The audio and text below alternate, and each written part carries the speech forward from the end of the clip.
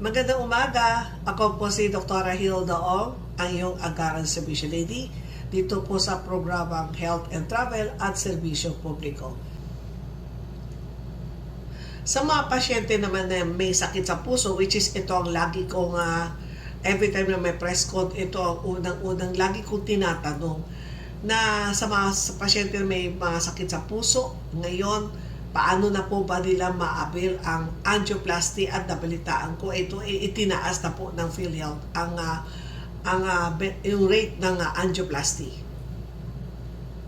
Yung sa angioplasty po ngayon, especially for those na nagkaroon ng heart attack, yan po yung ating na-expand under coverage of acute myocardial infarction. Kung dati po yung ating angioplasty ay kino-cover natin for around 30,000 for those with heart attack. Ngayon po, it's covered na halagang 523,000.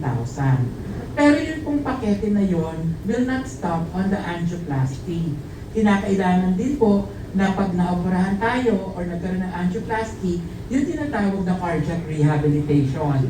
At yung pong cardiac rehabilitation na yan ay binibigyan din natin ng benepisyo sa halagang 66,000 pesos for 6 sessions. Ngayon, yun pong angioplasty, hindi lahat ng ospital is capable of doing the operation.